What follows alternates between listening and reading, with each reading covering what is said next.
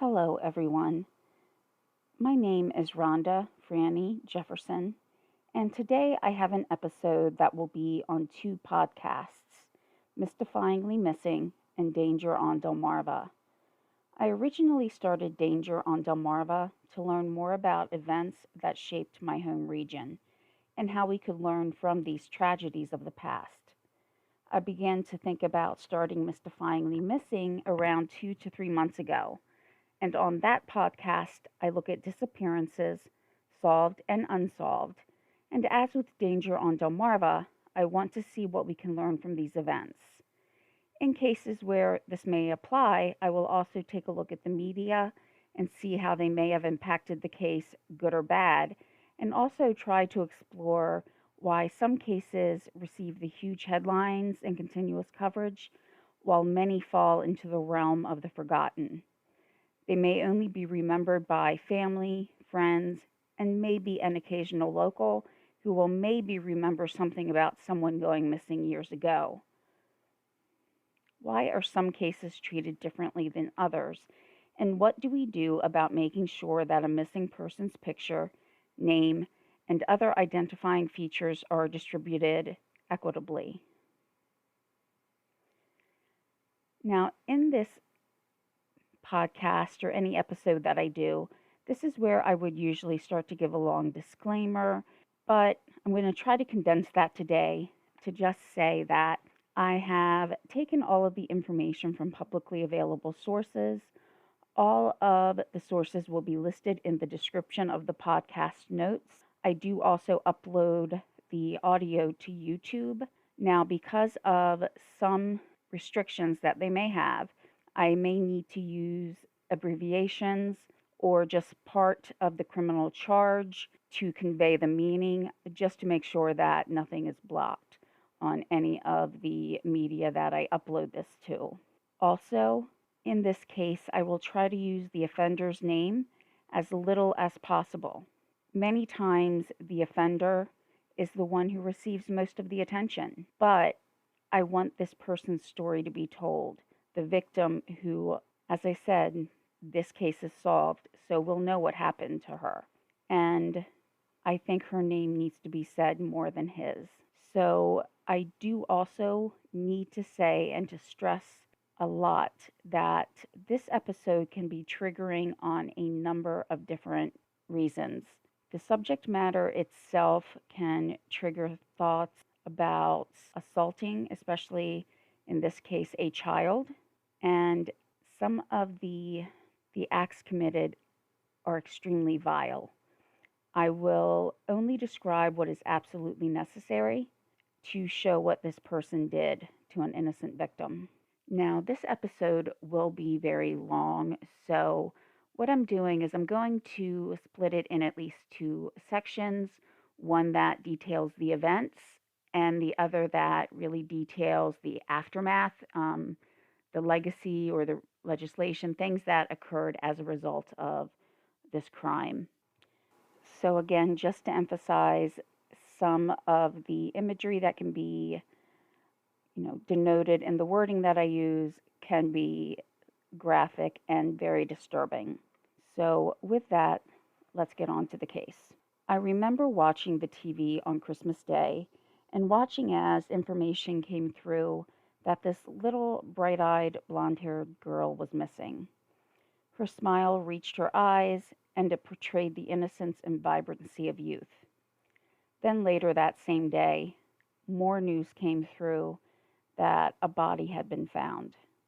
The hoped-for Christmas miracle was now lost.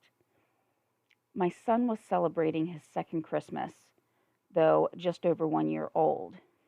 And while the description may have brought to mind a Christmas day where a little girl named JonBenet Ramsey was taken, only to be found later that day in her family home, I'm talking about Sarah Foxwell, a little girl who went missing just before Christmas from Wicomico County, Maryland, just shy of the Delaware state line.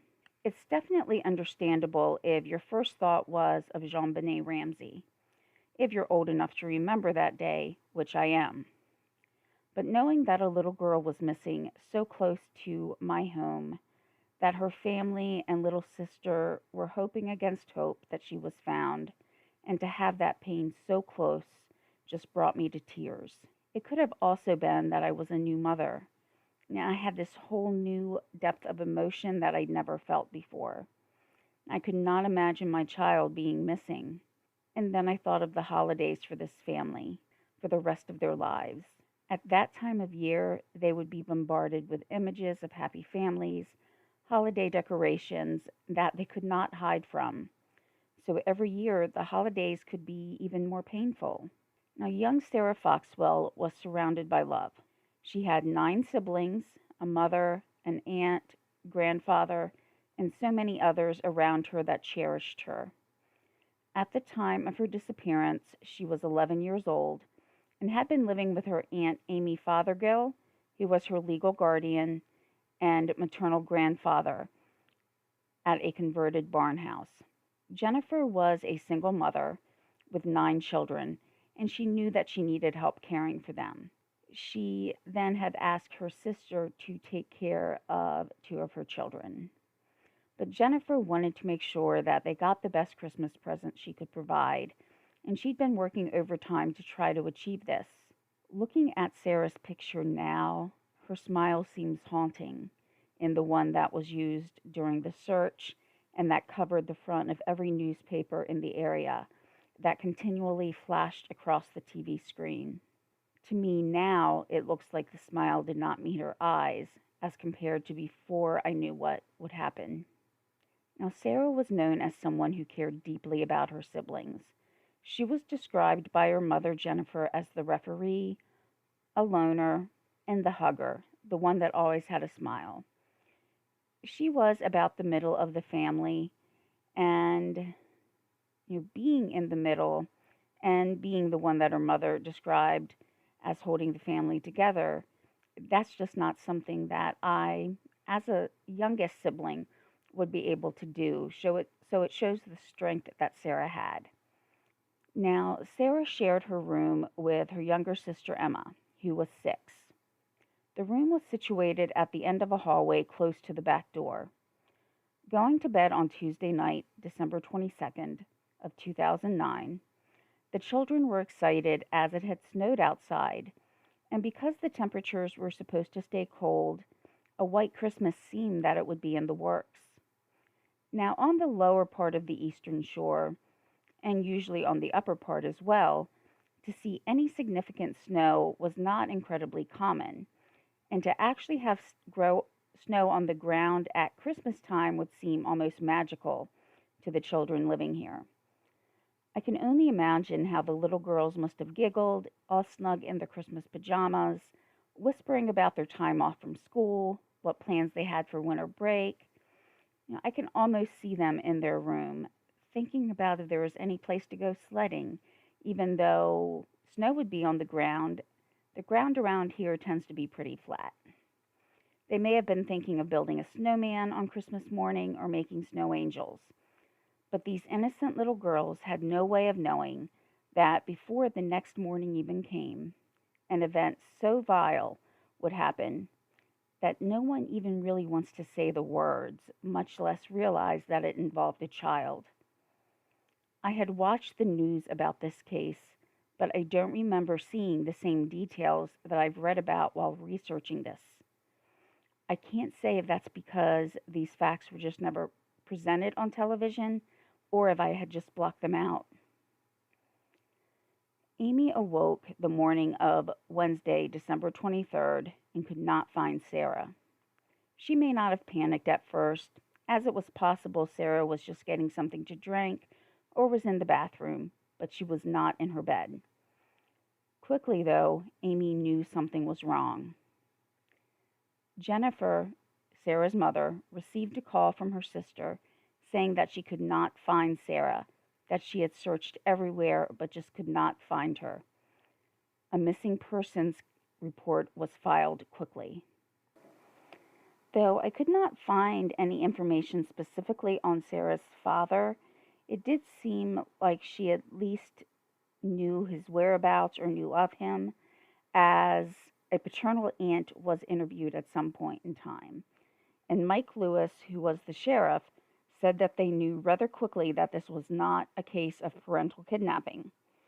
Now, as to why this conclusion was reached so quickly and decisively was because of one thing, or one person, I should say, little 6-year-old Emma.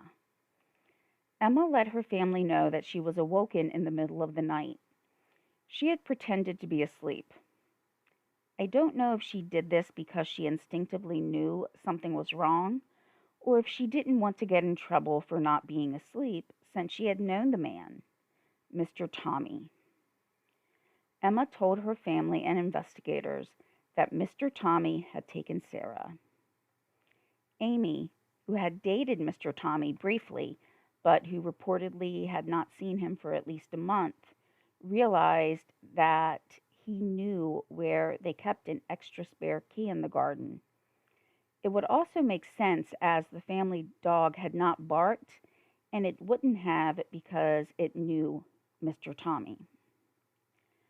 Now, for the timeline of events prior to Sarah going missing, I'm going to rely heavily on information from a Baltimore Sun article. As with all my sources, I will link the article in the notes. Now, I didn't find too much information on her early life, but the first time that Thomas Leggs Jr. had been convicted of a sex crime was before Sarah was even born. 1997. At the age of 18, he was working at a local school's haunted forest. This role would allow him to hide and jump out at people, and through this event, he met 3 11 and 12-year-olds who had advised them of their age. He befriended them, and even though he was 6 to 7 years older than them, he acted in a friendly, outgoing manner and engaged the young girls for the evening. At one point, he took a shy 12-year-old away from her friends and touched her. After this violation, the offender had the gall to contact the girl and want to meet with her again. She, of course, did not want to meet with him. Her parents did read her diary, and while some people may think that this is a breach of trust, her parents did what they thought was best for their child, and in the process did find out that their daughter had been writing about her assault. They contacted the police. Now, he did not deny the claims. Now, his next quote is one of the most despicable things I have ever heard. And he, throughout some of the articles I've read, he has said things that were very similar or things just as equally as vile, but this is the only one I'm going to repeat just so you get an idea of what his mindset was. So in response to the young girl's claims, which he did admit to, he said, she wasn't acting like she wasn't enjoying it. So, in even another show of hubris or complete disrespect, or both, he wrote to the parents and, just to paraphrase the whole letter, said that he didn't know the children's ages, and if he had, he wouldn't have done it. A, they said that they told him. B, they're 12, 11 and 12. It's very obvious that they are younger.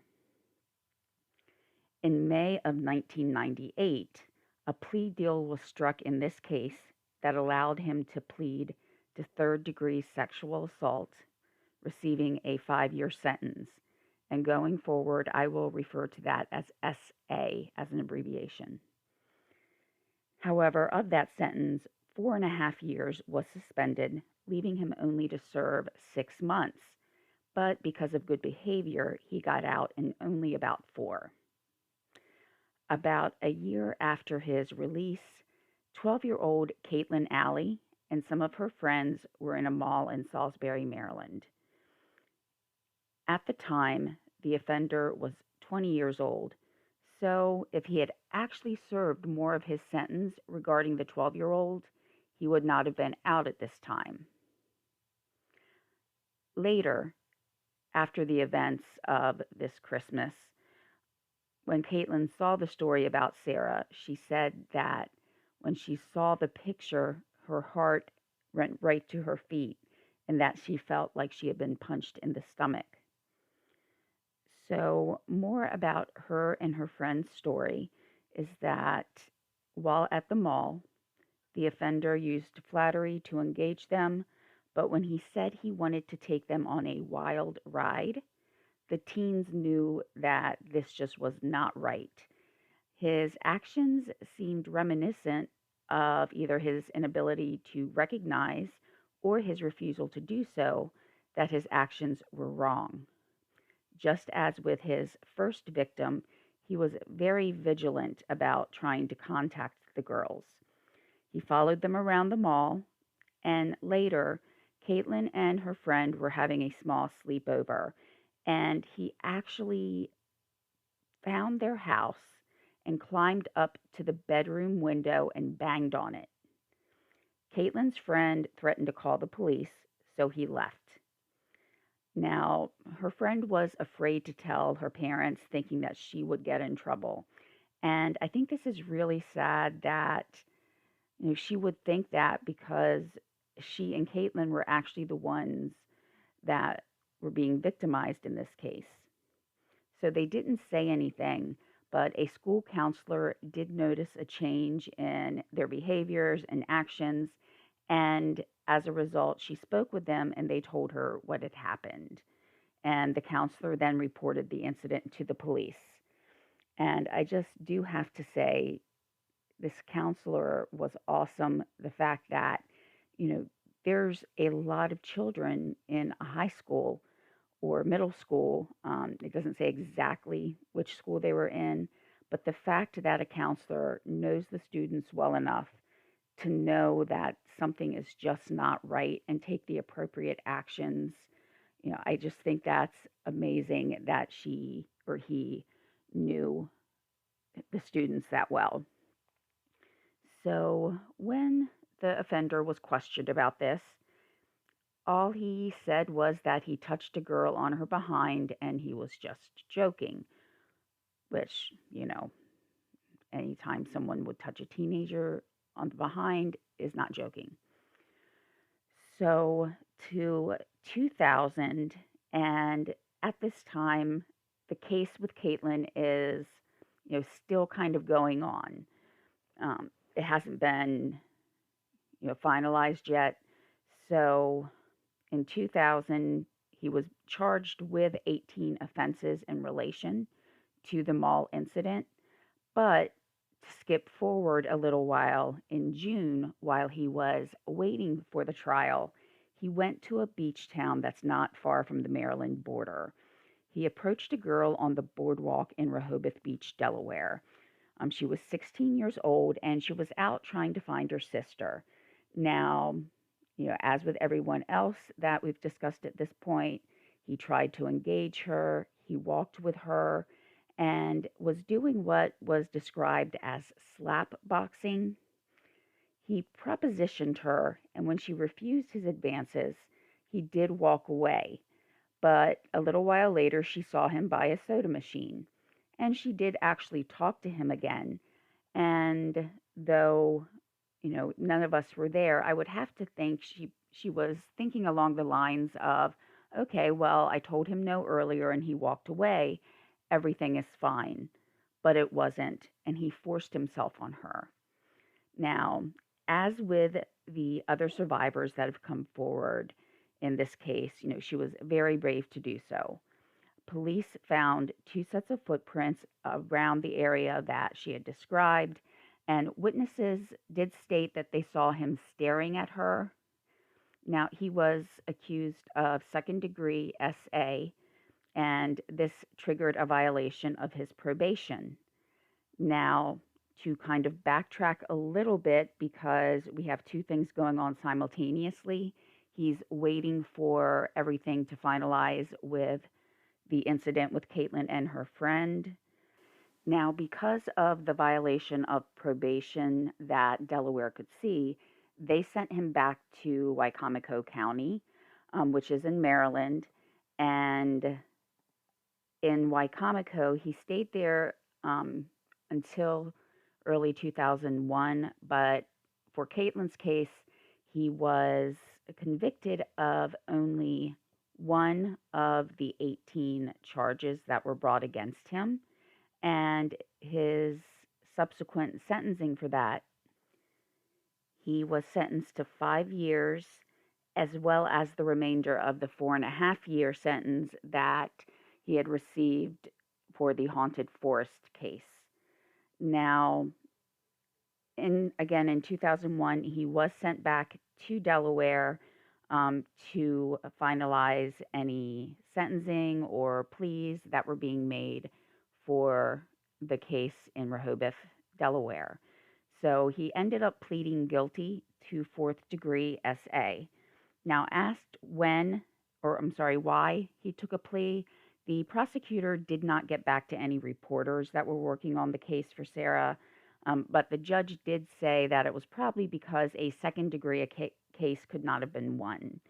So his sentence for this particular incident was 6 years probation and the time he had already spent in jail. So basically, for this one, he did not really receive any jail time because he would have already been serving at least some of it for the violation of probation from the previous case for the haunted forest, and was also looking at the 5 years for Caitlin's case.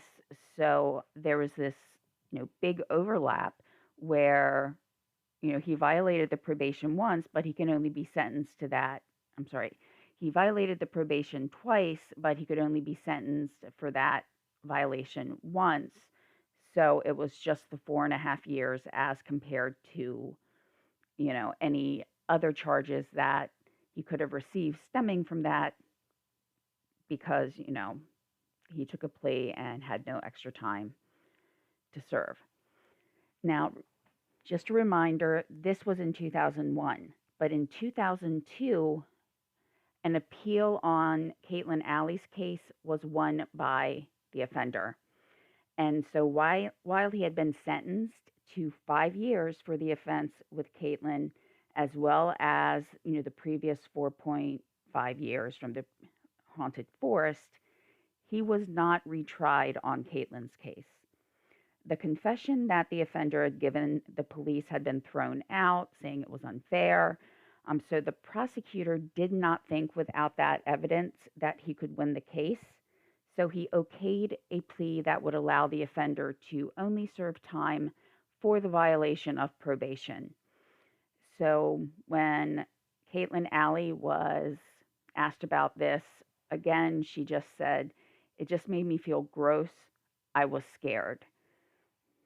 Now, remember, this is in 2002. He should be spending time in jail for violation of probation. But going to just 1 year later, 2003, he was released early from jail and met a woman who became pregnant.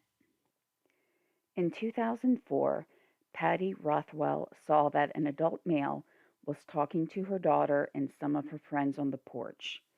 Patty had reviewed the sex offender registry and recognized him from it, stemming from his first offense. He made some statements to the girls that I'm not going to repeat, but he then smacked one on her backside. So Patty did call the police, and he was charged with 2 SA offenses and 1 assault. He was acquitted. After what happened with Sarah Foxwell, Patty was very clear in her feelings about the young girl's fate, that if the offender had been in jail, this, of course, would have never happened. So there were failures in the system. Oh, and remember how he had met a woman and she became pregnant? On this same day, on Patty Rothwell's porch, he had just brought home his newborn baby daughter from the hospital that same day. Now, when questioned as to why they did not convict, The foreman of the jury said that they did not know that he was a registered sex offender. The acts that the offender did commit on that day, they said, could have been interpreted as more of innocent gestures, though, again, as far as slapping a child on her behind, not entirely sure how that is innocent, but the only thing I can speculate about is that, based on the events of the day, that he was excited that, his newborn baby was home and he was just like overly exuberant or overly hyped, that they may have felt he was just kind of celebrating that. But if he was actually celebrating that, he should have been home with his girlfriend and the baby. Now, in the state of Maryland, previous convictions cannot be brought into evidence in most cases. Defense attorneys state that their client then could not get a fair trial if any of these past events were introduced. Now, David Urin is a defense attorney and former federal prosecutor. Um, his thoughts were that the advocates of harsher sentences or harsher monitoring are on the right track if they want to hang every alleged sex offender, but they're on the wrong track if they want anyone to ever have a fair trial. So again, this is a defense attorney's thoughts, not mine. But he went on, or another attorney went on to say, just because somebody did it before doesn't mean they did it again. That defense attorney was Andrew Alperstein.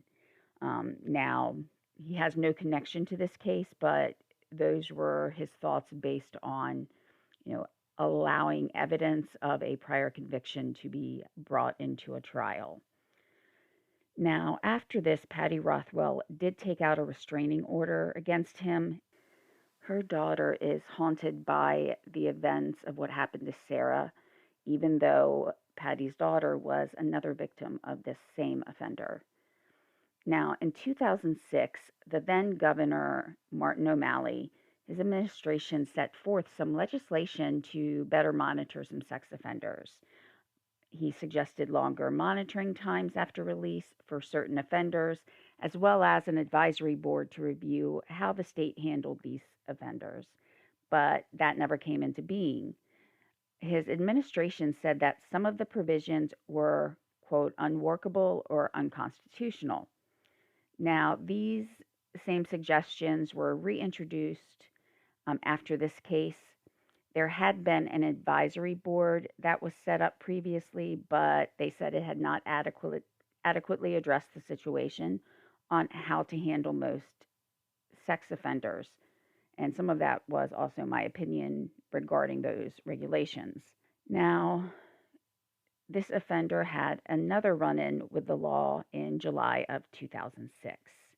He was violent towards his now ex-wife. She did file a restraining order, and she really feared that he would come after her because he had threatened her. She has been afraid to speak with the media. In September of 2006, he broke into a woman's apartment in Ocean City, Maryland. He had met her while he was a bouncer at a bar. She had liked him as, his persona was, being cordial and fun. She did let him come over to her apartment, but at some point he did become too aggressive and she told him he had to leave. So later on, they did run into each other and he apologized. And, as we've gone over, he's very, very friendly, he's outgoing, and, after the discussion and, talking for a while, they even took a taxi together later that evening. Now, he did want to go to her apartment, but that was where she drew the line. She was firm that he was not doing that, so she did not let him in. But later that night, she woke up and found him in her bedroom in a state of undress. She was able to convince him to leave and saw that he had actually damaged a screen to get into the apartment. Now, this has affected her to this day and even impacts her sleep.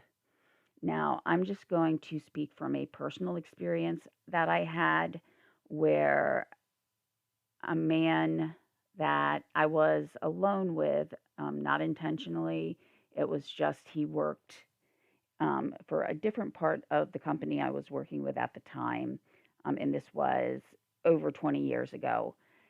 And we just ended up being in the same place alone. And he did try to become aggressive, but thankfully, a coworker from yet another part of the company needed some supplies from where I was. So you could hear the door slam when she came in. So she wouldn't walk in and see us right away, but one, the slamming door was enough to make him move. But two, when she did see me, she knew something was wrong and she asked if I was okay. Um, I did report the incident, but this particular person wore cowboy boots, and a lot of where we worked had hard tile in it.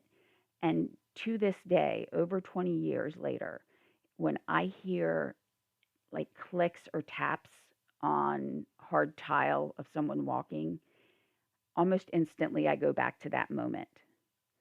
So this happened in this young woman's, sleep in her own apartment. So I just know personally how it felt to be, in that position and know how it still feels 20 years later. But she had someone break into her home. That's her sanctuary. That's where she goes to relax, to rest. And he's taken that away from her. So it's, even though, time may pass, some things are just very, very difficult to, erase from the memory. And things like this, you don't erase, they stay with you forever. Now, for this case, he was charged with two misdemeanors. So he broke into a house, an apartment, and he cut screens to do so. But I'm going to read this next sentence from, just quoting it just to make sure I get all the charges. So it was two misdemeanors, fourth degree burglary, and malicious destruction of property. That's where it ended.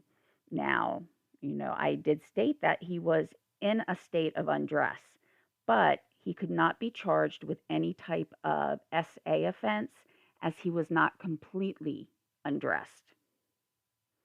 So, yeah. Um, Now, this falls under a heading of attempted. So you'll hear things like attempted, let's just use some examples: attempted murder, attempted SA, things like that. So I guess even if she had found him completely naked, there would have been maybe attempted SA or something like that. But it just seems very, very strange that that's definitely, we know that's where he's going in his whole process, that he wants to do that. But because she woke up, he doesn't get charged with it. Now, in 2009, this is where his next contact with the law comes in, and this is where we get to what happened to Sarah. Now, during the search for her, the family had noticed that Sarah's toothbrush was missing, and for what reasons, we don't know. But once the police were able to get a warrant to search his truck, they found the toothbrush. At this point, he had not even been off probation from Delaware for a year. When police ran his name, his extensive record appeared. And I can only imagine that all of those involved in the investigation had to know that the odds of finding Sarah alive were very low. In searching for the offender, they found him in a small shed on his family's property. He was surrounded by, we'll just say, objectionable viewing material, but of course, he denied everything.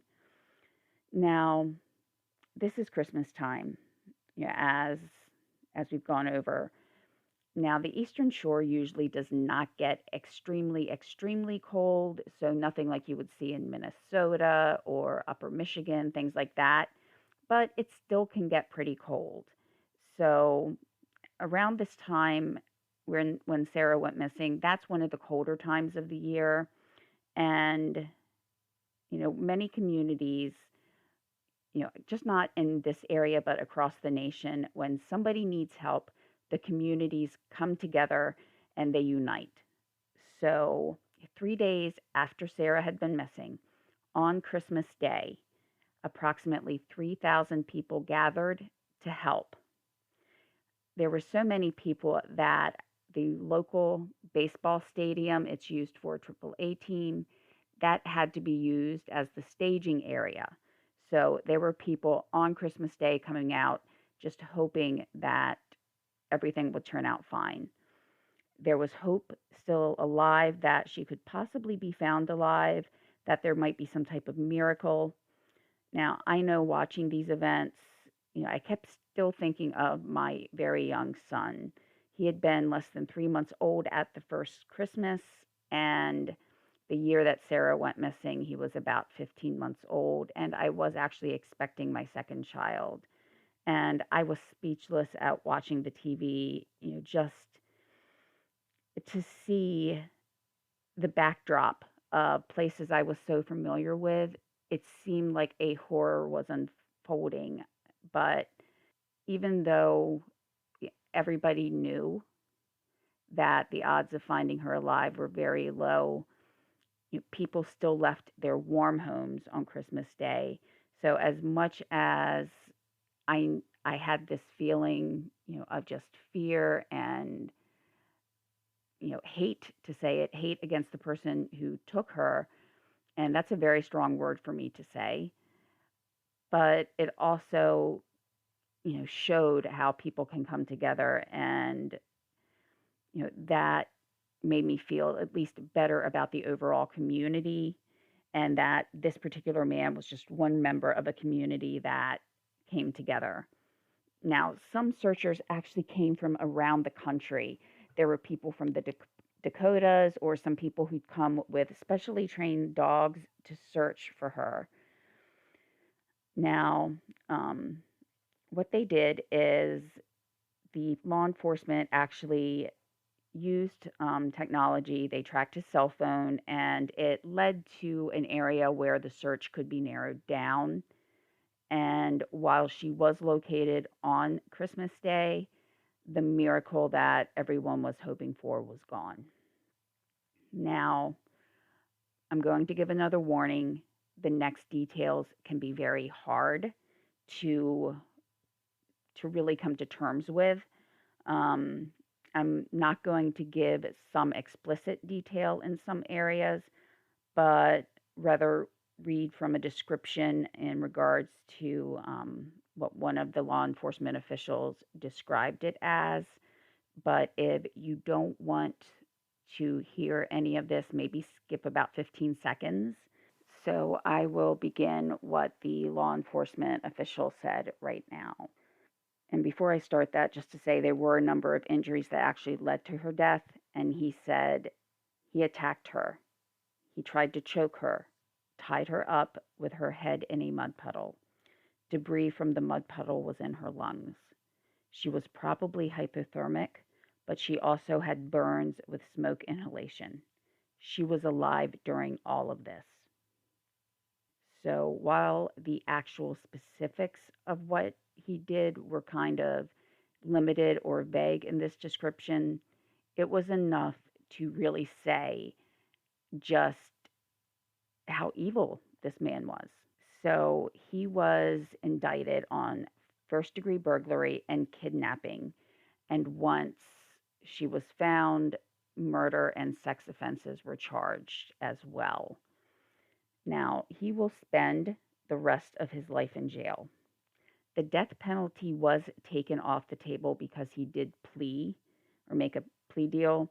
And the family and the prosecutors really decided to go with this plea deal because that way little Emma wouldn't have to testify. And they wanted to try to, think of what she would have to go through in order to, or have to relive those moments that were terrifying for her. Now, he actually addressed the family during a hearing, and he said he was actually surprised that they agreed to allow the removal of the death penalty option. Now, what I'm going to do, because there is still a lot of information to go over about how this case impacted monitoring and probation and other aspects to how sex offenders are, actually treated in regards to their release. So that can get a little bit detailed or a lot.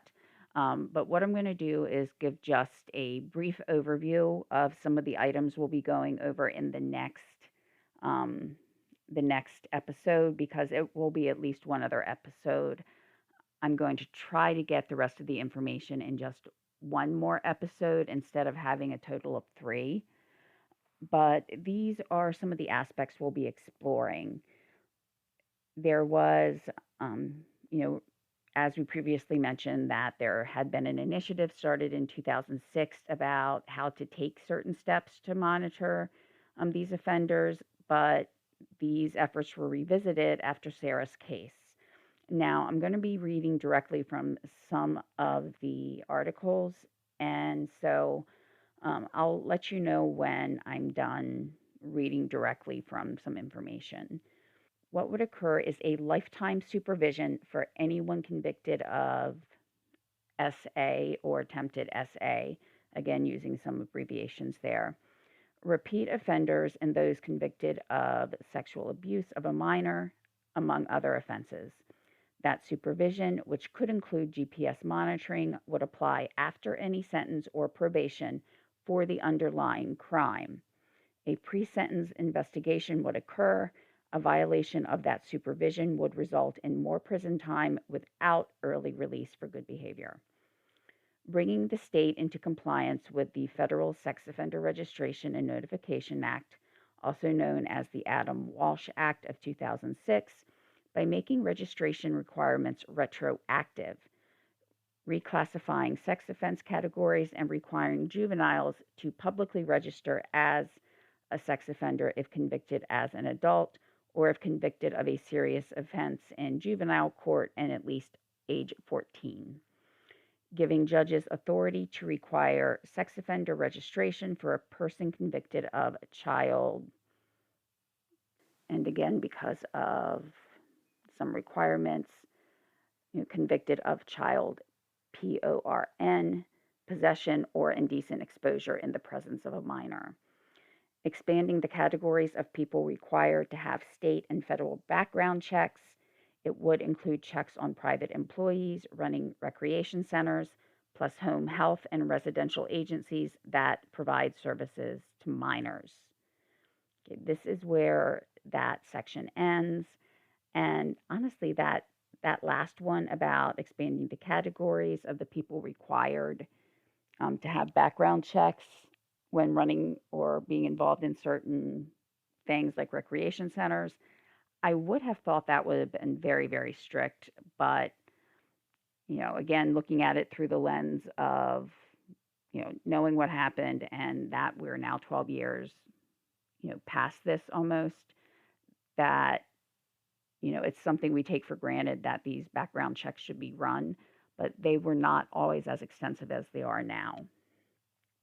So next episode, we'll kind of pick up on a few stats, go more into detail about what would be required under new legislation, as well as even some information about people who were opposed to any additional legislation.